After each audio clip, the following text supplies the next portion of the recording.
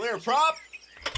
Star 738, Yankee number 2, following twin traffic, 3 mile final, clear Sutton. 1 Charlie Bravo, exit in runway 25, going 4 mile final. This is Behind the Prop with United Flight Systems owner and licensed pilot Bobby Doss and his co-host, Major Airline Captain and Designated Pilot Examiner Wally Mulhern. Now let's go Behind the Prop.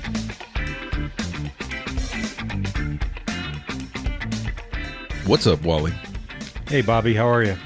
I am fantastic. This is a big week for us. We're going to pass a major milestone in listenership this week, and we'll post some stuff on social media.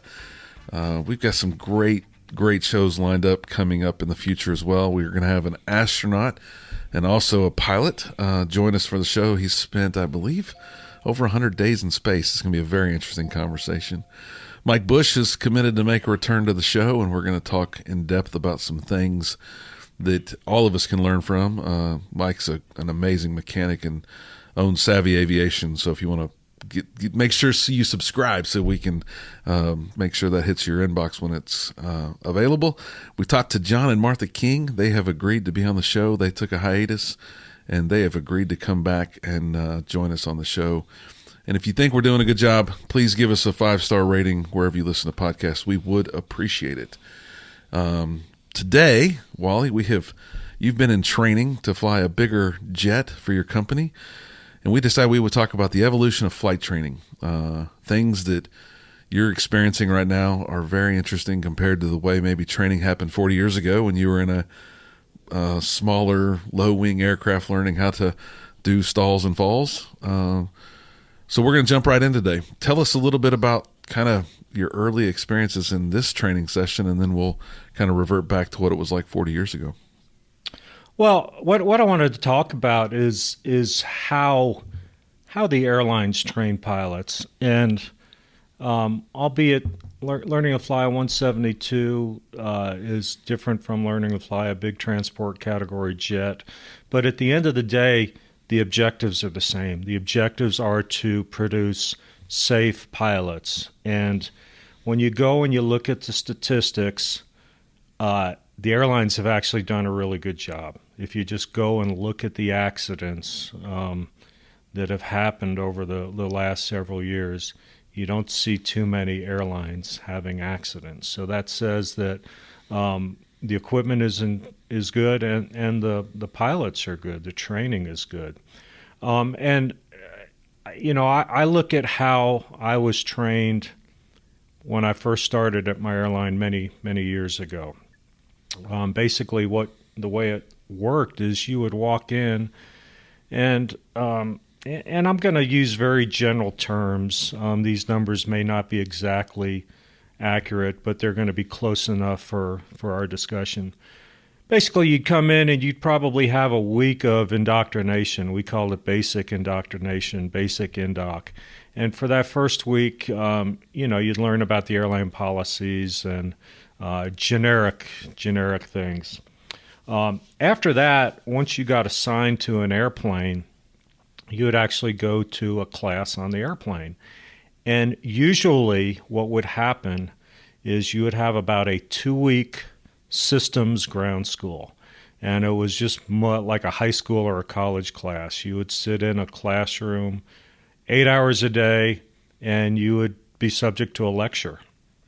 You might spend one day on the engines, one day on the hydraulic systems, one day on the pneumatic system, a day on performance, and so forth. And it was usually 2 weeks of that.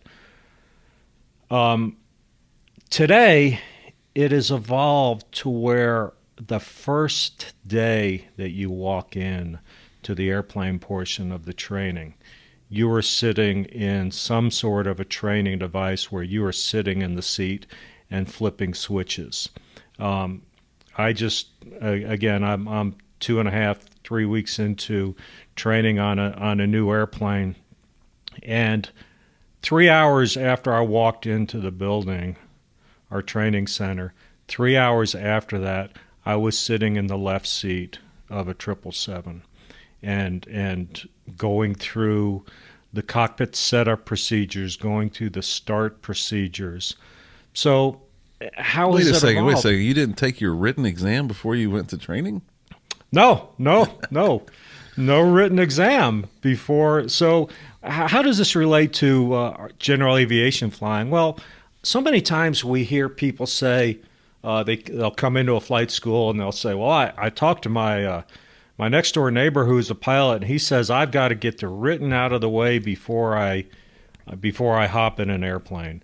And me personally, I just cannot disagree with that more. And I know you have the same philosophy, Bobby. Yep. I mean, if you're going to teach someone how to play golf, you wouldn't sit them in a classroom for 4 hours and talk about how to grip the club. Probably one of the first things you would do is hand them a golf club and say, this is how you grip the golf club. You would show them. You wouldn't tell them. You would show them. You would let them touch it, and you would let them experience that. So to sit in and read a book on how to do a stall, I think with most of us that would put us to sleep. I think most of us, when we think of a medical journal, we might think of the New England Journal of Medicine. We've all heard of that. I personally have never read the New England Journal of Medicine, and I probably never will. Now, having said that, if I had some sort of an ailment, let's just say I was, I don't know, I'm just making up a scenario here. Let's say I went out to the airport and I couldn't get my 172 started, so I tried to hand prop it, and while trying to hand prop it, I tore my rotator cuff. So let's say I was dealing with a torn rotator cuff. And all of a sudden there was an article about new treatments about torn rotator cuffs in the New England Journal of Medicine. I might read that because I might be able to relate to it. But reading stuff that you have never experienced, I don't have the capacity to comprehend. And I think most of us are probably that way. There are some people who are just very good at that and maybe could learn the information or at least retain enough to pass the knowledge test. And that's not really what we're trying to do, is just pass a knowledge test. We want to impart knowledge. Again, the bottom line is to make safe pilots, to have an accident-free aviation, general aviation. We'd like to make it accident-free. I mean, that's probably unachievable, but it's something that we want to shoot for. So,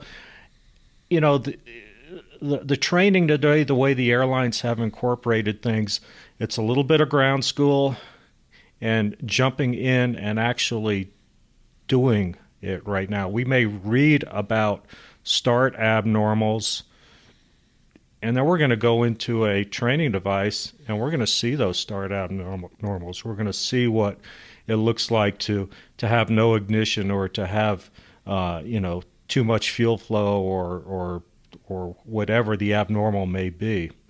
And I think we can incorporate that in our general aviation flying and flight training. And again, scenario-based flight training. We talk about it. I think people talk about scenario-based flight training, but how many people actually get out there and put their students in scenarios? In other words, how many times, I'd venture to say that for private pilot candidates, I'll bet most of the time that they have actually really diverted might be on a check ride with me. Yeah, and they probably didn't do it in any other mechanism than preparing for the check ride if they did it, right? And in the real world of flying, we've been diverted, given different headings, moved around weather and a lot of different things. It's not just been A to B and maneuver after maneuver after maneuver. So, if you're sitting in the cockpit in the first 3 hours, obviously they've tested and revalidated that that's probably the best way to get someone up to speed on that new aircraft. And I think too often we don't spend a lot of time doing that in general aviation. Specifically back when I was training, we did a lot of, okay, here's the aircraft, here's how you pre-flight it.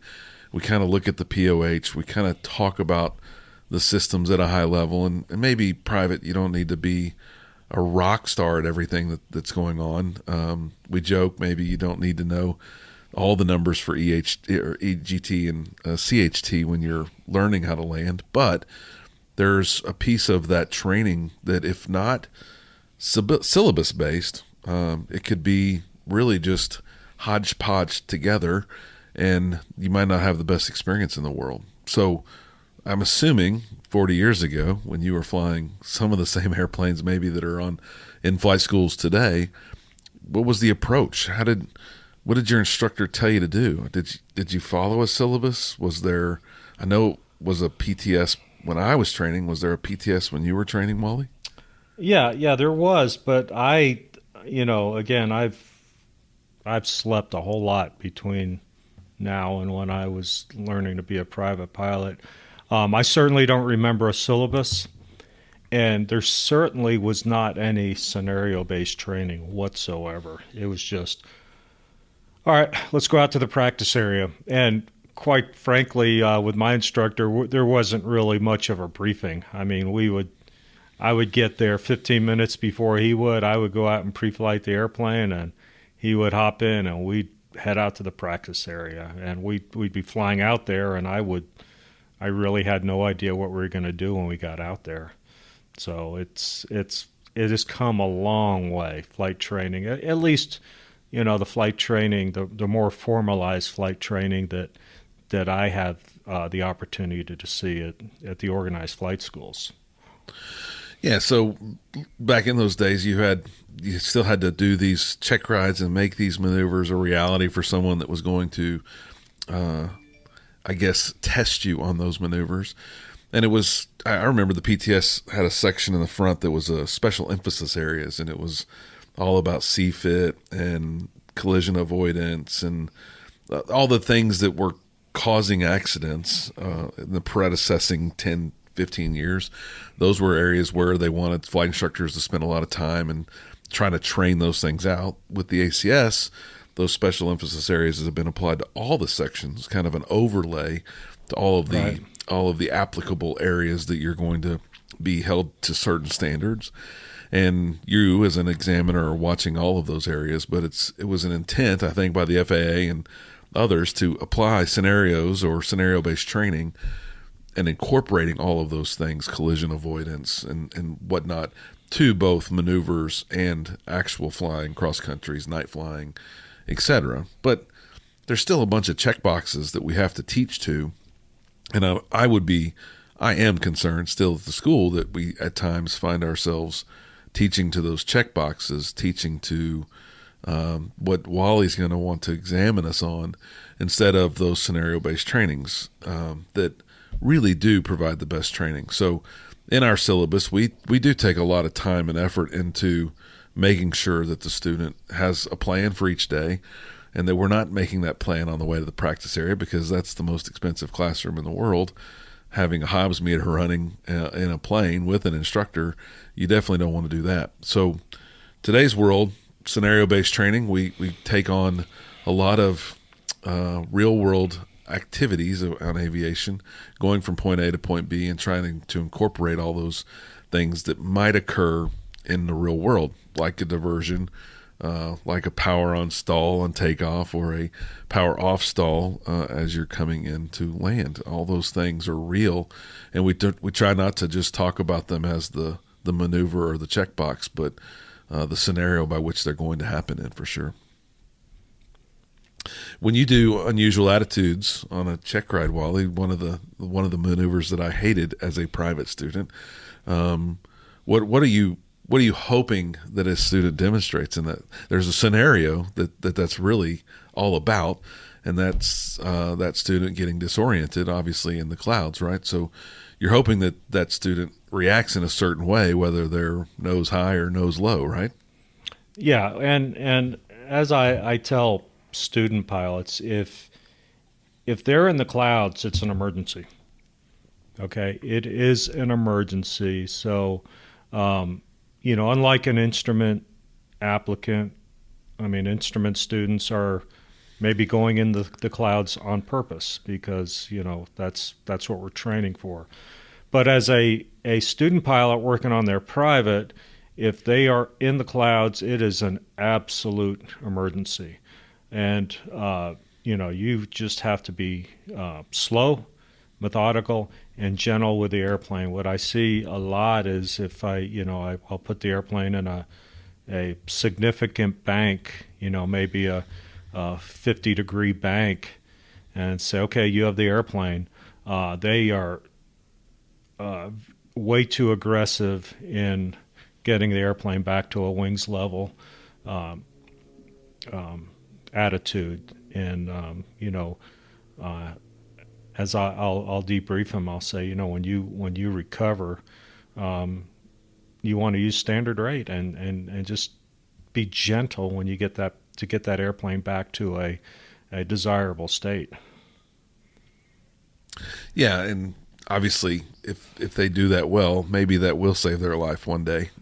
Yeah, and it's about being disoriented and then recovering from that disorientation. While that's maybe a simple scenario, I think it's one that we try to apply in every aspect of our training. It's so much different than saying, let's go to the practice area and let's do some stalls today. Yeah. And not really trying to establish a descent in a power off stall. I mean, that's when that's going to happen, right?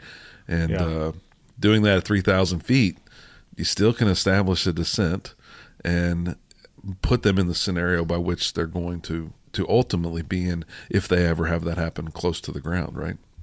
Yeah, and we do that with the airline. We call it upset training, and we will through the art of simulation, which we have very sophisticated flight simulators. We'll be upside down. We'll be 120 degrees over the top, and Wow. We have procedures for that, and that's a big deal. That's a big part of our training. I did some of it. Yes, I did stalls yesterday in a simulator, and we used the same recovery technique to recover from a stall as we would from we call it an undesirable aircraft state. Call it an unusual attitude. It doesn't matter. It's the same thing. The airplane is not where you want it to be, and we need to get it back to it. So, the airlines spend a lot of time with that. It's just that the situations that we get put in, and these big jets are simulators. Obviously this isn't something you'd go out and do in a real airplane, but they're pretty, 60 degrees nose up, that kind of stuff. So it's pretty fun. Yeah, that scares me in a Cessna. Never mind in a big jet like that. I would, obviously with no experience, I would be freaking out. But I'm glad you're trained, and I'll ride in the back when you're up front for that flight. Yeah.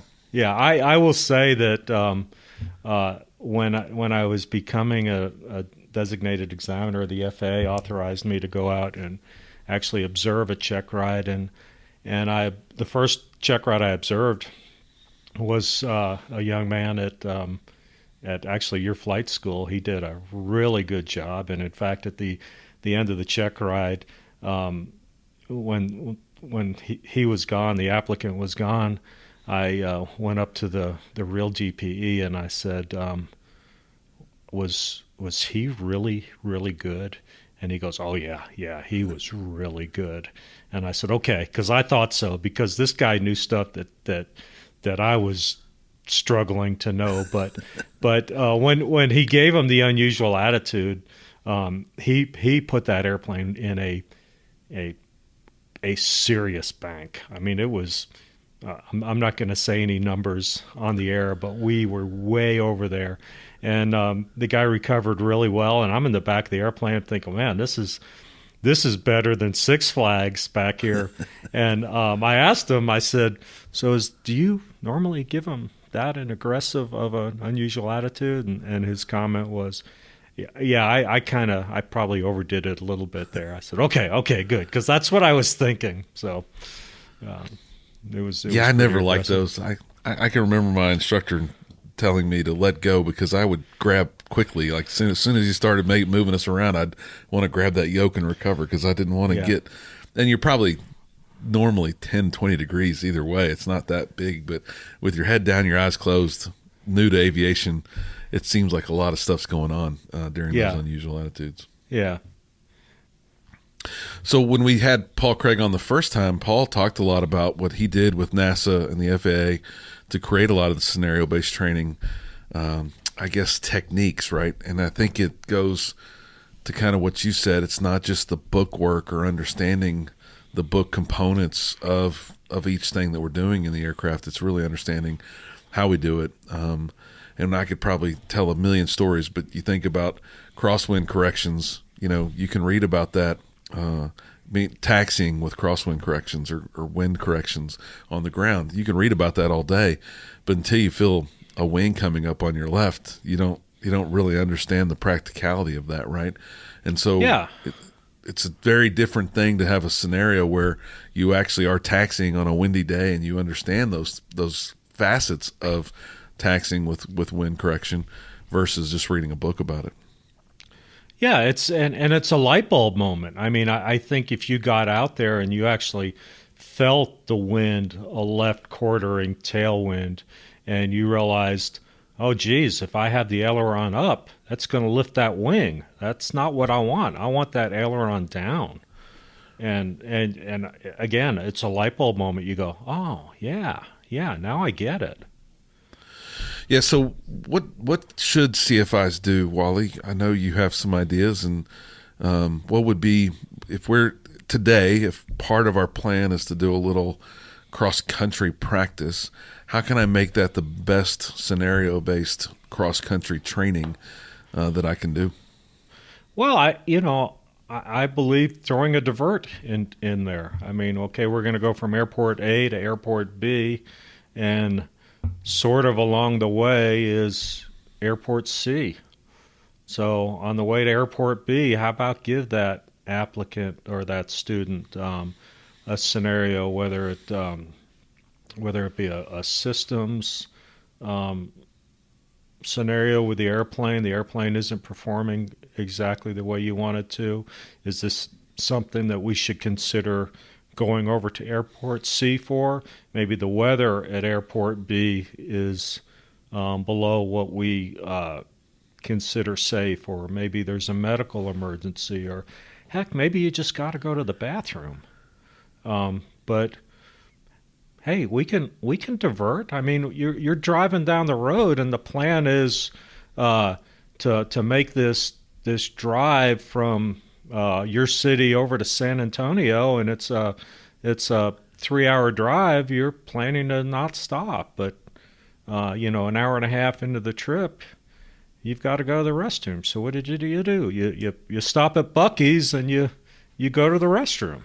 From those that aren't from Texas, you miss out on a great place called Buc-ee's, and look it up online. It's the largest convenience store in the world, and has the cleanest bathroom, so everybody stops there for sure. Well, and I think in that same scenario, if I'm going to do a 50 nautical mile cross-country trip, and I'm an instructor, and I want my students to be the best pilots they can possibly be, I definitely think introducing a systems conflict of some sort. Hey, let's pretend the vacuum system stopped. What are we going to see, or what are we going to experience, and how do we handle that? Because even in VFR conditions, that could be disorienting to a brand new pilot, and they've got to figure out what to do. And is that a reason to turn around and go back, or is it a reason to divert? We've used the example of an electrical system many times over, and that might be, if you don't practice it, you're not going to know what to do when the real thing comes. And I just listened to a recent audio book, and it was talking about two people taking on an adventure. I won't go into all the details, but the two professionals were going on the same adventure, and one prepared for every possible outcome, and the other didn't. Kind of stuck to minimums, and took the right amount of food for a good, no interruptions in this scenario. And one of them didn't do so well, actually died, and one of them was very successful. And I think it's the same thing for us in aviation. If we don't practice and prepare, we're going to be no better than our best practice when the real thing hits the fan, right? When we do lose an electrical system, we're only going to be as good as we've practiced over and over again. We're going to divert back to what we know, and if we've never practiced, the outcome's probably going to be really, really bad. Yeah. I everybody who's ever listened to the show knows that talking about electrical system failures is near and dear to my heart. I was actually, it was about a week ago, I flew a friend and a mother and his mother up to Little Rock, Arkansas from the San Antonio area. And we were going into North Little Rock, Arkansas.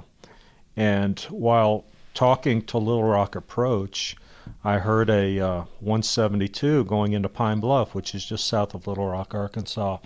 And it was interesting because as I talk about electrical failure scenarios in the ground portion of a lot of my check rides, we talk about how you're going to handle it with air traffic control, what you're going to say to them. And this person that I heard on the radio, it was almost as if that person was my student, because he just told Approach, we have had an alternator failure. We do not have an electrical system failure, but our battery is not charging. We may lose our ability to communicate with you here shortly. And it was just clearly stated. Even if the controller didn't understand what an alternator did or what its purpose on the airplane was, the pilot clearly stated to him what was going on, and the outcome was very successful. And again, in a 172, an electrical system failure shouldn't be a big deal. Agreed. And it's a scenario that if you fly for a dozen years, you're going to experience an alternator that stops charging a battery or something wrong with the electrical system that you're going to have to react to. And not every time is that an emergency. If you were in IMC at night, that's a completely different ballgame and probably is an emergency. So I guess as students, no matter what phase of your training you're in, understand that training today is a million times better than it used to be.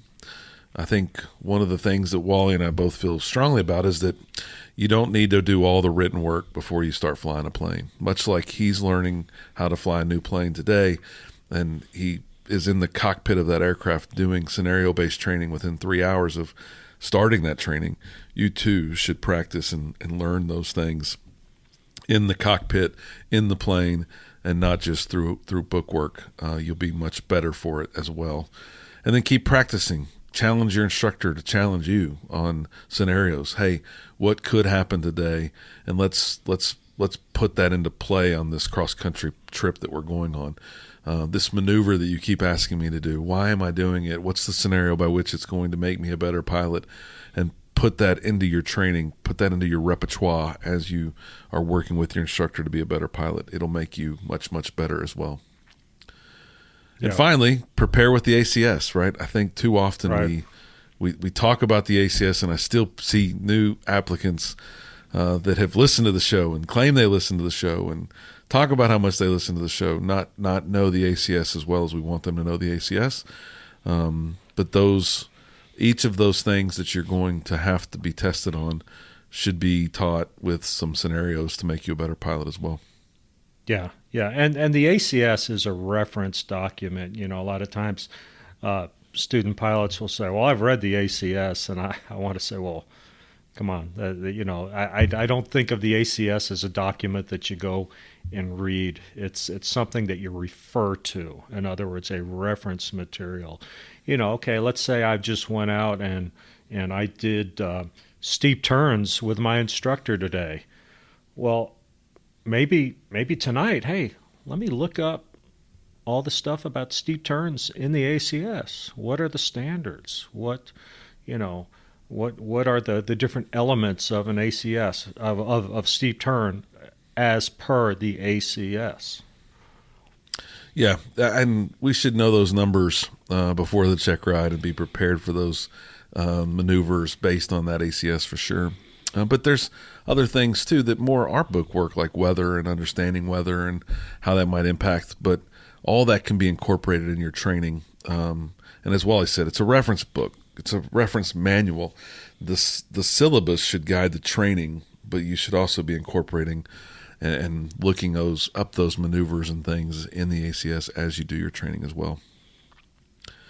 So when you trained 40 years ago, very different. As you train today, it's all about scenario-based training, getting in the cockpit, doing those things.